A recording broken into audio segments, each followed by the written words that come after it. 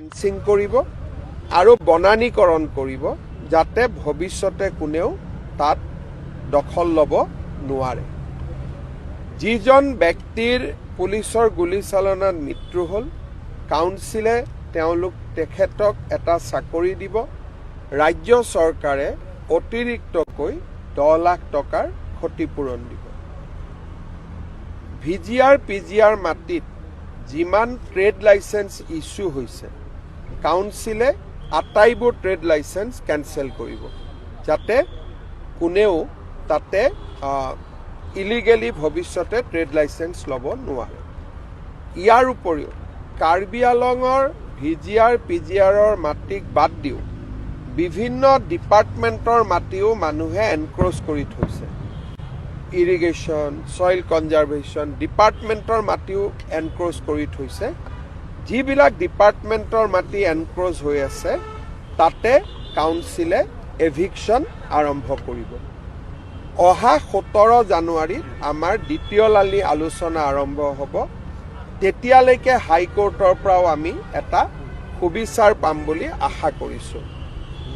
এই আলোচনাখিনিৰ উপৰিও কাৰ্বি আংলঙৰ কাউন্সিলৰ কেইবাখনো rules, conduct of election rules, land alienation rules আদি বিভিন্ন ৰুলছ ৰাজ্য চৰকাৰৰ বিচাৰাধীন হৈ আছে।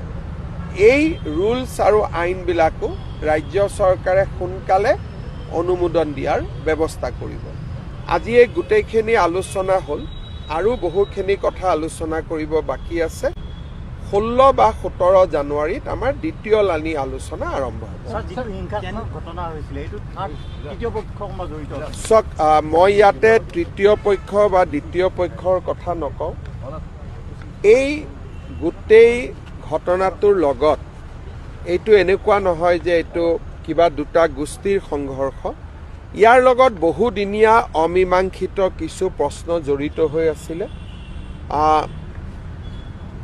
যিকোনো কাৰণতে নহওক ঘটনাটো ঘটিলে আমাৰ উদ্দেশ্য হৈছে শান্তি ঘূৰাই অনা। সেইকাৰণে পুলিচেও যিজন জীৱন্তে জুইত অগ্নিদগ্ধ হৈ মৃত্যু হ'ল সেই কেছটো ৰাখিব। বাকী যি কেছ ৰেজিষ্টাৰ হৈছে পুলিচেও আমি জেনেৰেল এমনেষ্টি দি দিম যাতে আমাৰ মাজত কোনো ভুল বুজাবুজি নাথাকে। আৰু ৰাজ্য চৰকাৰ, কাৰ্বি আংলং কাউন্সিল আৰু চিভিল ছ'চাইটি বা আন্দোলনকাৰী পক্ষ বা আন সকলো ৰাইজক লৈ আমি খেৰণীত শান্তি প্ৰতিষ্ঠা কৰিম। কাৰ্বি আংলঙত আমি শান্তি প্ৰতিষ্ঠা কৰিম। কাৰ্বি আংলং ক'ত ষ্টে অৰ্ডাৰ আছে ছাৰ? কাৰ্বি আংলং আজি গোটেই লিষ্টখিনি আমি দেখিছোঁ। গতিকে কেছটো 5 জানুৱাৰীত আমি হাইকোৰ্টত যাম। কিন্তু ক'ত ষ্টে অৰ্ডাৰ আছে এই কথাটো আপোনালোকে কাউন্সিলৰ পৰা বুজিব। কিন্তু খেৰণীত ষ্টে অৰ্ডাৰ আছে। বকলীয়া ইৰিগেশ্যনত আমি এভিকশ্যন কৰিব লাগিব সোনকালে। আজি সিদ্ধান্ত হৈছে যে বকলীয়া ইৰিগেশ্যনত আমি সোনকালে এভিকশ্যন কৰিব লাগে। Today the outcome was that we have decided to move jointly before Guwahati High Court so that the entire VGR PGR issue can be resolved immediately. We also decided to shift all offices from VGR PGR area. We have also decided to fence all the vacant land immediately and start a afforestation drive in the vacant area. We have also decided to cancel trade license which were illegally issued in last 5 years. We have also decided to start eviction processes against the people who occupy different government land, including the irrigation offices in Bokolia. So many decision has been taken. We will provide a job to the victim family. We will withdraw police cases. Many decision has been taken. And on 17 or 16 January, we will sit down again to resolve all other issues. So it was a fruitful discussion. According to me, the discussion is very good. For the first time we come to know there is a issue with Karbi Anglong Council also. They have not filed the affidavit before High Court last 2 years.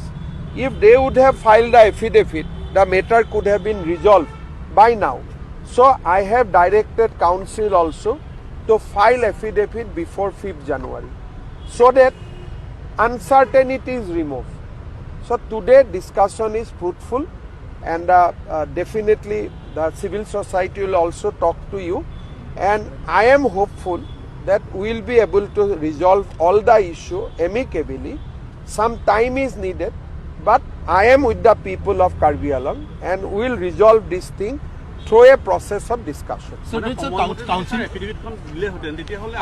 সময়মতে affidavit দিয়াৰ প্ৰয়োজন আছিলে, কিন্তু কাউন্সিলে কৈছে আমাৰ লগত original নটিফিকেশ্যনখন নাই, ৰাইজে কৈছে আমাৰ লগত আছে। গতিকে মই কৈছোঁ যে আপোনালোক দুই পক্ষই বহি একেলগে এফিডেভিটখন বনাই দি দিয়ক।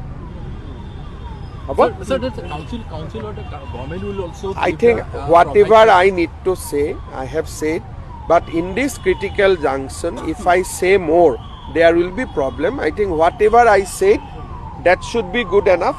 You speak to the agitationists, they are coming, so they will also give their viewpoint to you. So this is ex-KC only. Ex-KC I have already announced. One job they will get. The victim family will give one government job and 10 lakhs rupees.